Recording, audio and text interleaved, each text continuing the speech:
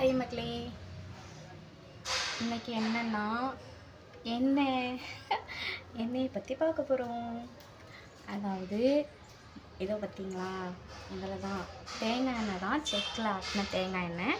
ஆனால் இதுக்குள்ளே என்னென்ன இருக்குன்னு பார்த்தீங்கன்னா, ஆலமரத்து வேறு, அப்புறம் வந்து செம்பருத்தி பூ, செம்பருத்தி இலை, மருதாணி விதை, அப்புறம் வெந்தயம், இவ்வளோதான். இந்த பொருள்லாம் காய போட்டு நான் எடுத்து வச்சுருக்கேன். ரொம்ப வருஷமே இதை தான் யூஸ் பண்ணிகிட்ருக்கிறேன். இப்போ தான் ரீசெண்டாக முடி வெட்டி விட்டேன் பார்த்துக்கோங்க. ஒரு 1 வீக் இருக்கும். ஆனால் அதுக்கு முன்னாடிலாம் முடி நிறையா தான் இருந்து என்னோடய வீடியோஸ்லாம் நீங்கள் பார்த்தீங்கன்னா தெரிஞ்சிருக்கோம்.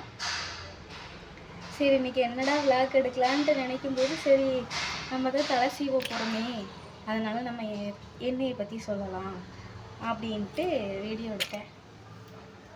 பார்த்துக்கோங்க.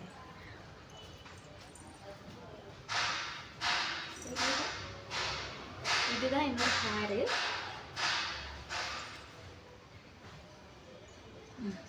பார்த்துக்கோங்கப்பா. இதை விட லென்த்தாக தான் இருந்து இவ்வளோ நீளத்துக்கு வெட்டி விட்டாங்க என்னோடய ஹஸ்பண்டு. வெட்டி விட்டதுக்கப்புறமா இவ்வளோ இது இருக்குது. அப்போ வெட்டி விடுறதுக்கு முன்னாடி எவ்வளோ இருக்கும்னு நீங்கள் பார்த்துக்கோங்க. இந்த எண்ணெய் தான் நான் யூஸ் பண்ணிகிட்ருக்கிறேன்.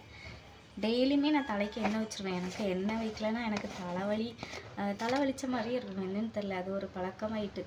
சின்ன வயசுலேருந்தே எண்ணெய் வச்சுருவேன்.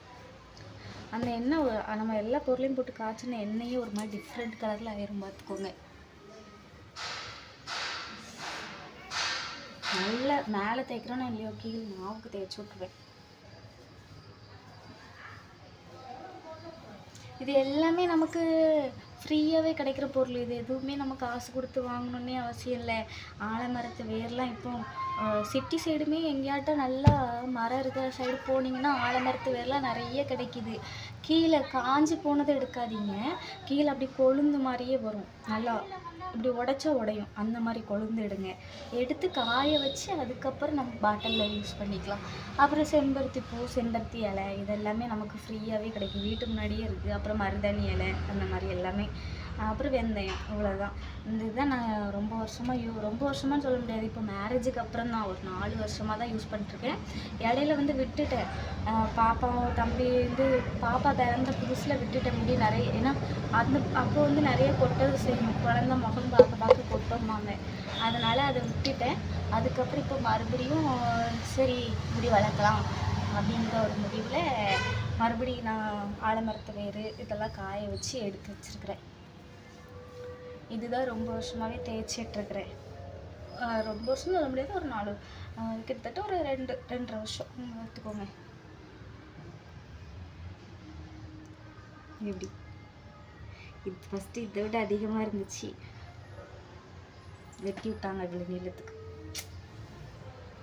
ஏன்னா ரொம்ப கொட்டுது சொல்லிட்டு நம்ம தான் என்ன தான் முடி வளர்த்தாலும் கொட்டாமல் வளர்க்க முடியாது. ஒவ்வொரு சீசனுக்குமே கொட்டும், அப்புறம் வந்து வளரும். அதனால் சரி கொட்டுதே அப்படின்னு சொல்லிட்டு கொஞ்சமாக வெட்டி விட்டுருந்தேன். வெட்டி விட சொன்னேன், வெட்டி விட்டாங்க. இப்போ இவ்வளோத்துக்கு இருக்குது, பார்த்துக்கோங்க. இதுதான் என்னோடய முடியோட சீக்ரெட். இது எல்லாமே நமக்கு ஃப்ரீயாக கிடைக்கிற பொருள் தான். நீங்களும் வேணால் ட்ரை பண்ணி பாருங்கள், நல்லாவே ரிசல்ட் கிடைக்கும். செக்கில் ஆட்டின தேங்காய் எண்ணெய் வாங்கி, இந்த பொருள்லாம் வாங்கி காய வச்சு நிழல்லே காய வைங்க, வீட்டுக்குள்ளே ஃபேன் காற்றுலேயே காய வச்சு அந்த எண்ணெய்க்குள்ளே ஒரு டப்பாக்குள்ளே போட்டு ஊற வச்சு ஒரு நைட்டு ஊறினாலே போதும். அப்புறம் அந்த எண்ணெய் கலரே மாறிடும். ஆனால் கிட்டத்தட்ட நான் இது வந்து 2 வருஷமாக உள்ளே ஊறிட்டுருக்குது. ஆமாம், மேரேஜ் ஆகி என் பையன் பிறந்ததுக்கப்புறம் தான் இதெல்லாம் ரெடி பண்ணேன். என் பையனுக்கு ஒரு 5 மாதம் 6 மாதம் இருக்கும்போது ரெடி பண்ணேன். அப்போதுலேருந்து இது இருக்குது, கொட்டவே இல்லை கீழே. அப்பப்போ பாட்டில் மட்டும் கழுவி வேறு பாட்டிலில் மாற்றிக்குவேன். ஆனால் இது அப்படியே தான் இருக்குது, நல்லா தான் இருக்குது. ஸ்மெல்லு பார்த்திங்கன்னா அப்படியே நல்லாயிருக்கும். 2 வருஷமாக இருக்குது, யூஸ் பண்ணி பாருங்கள், ரிசல்ட் இப்படி தான் இருக்கும். எல்லாமே ஃப்ரீயாக கிடைக்கிற பொருள், கண்டிப்பாக யூஸ் பண்ணி பாருங்கள். பாய்.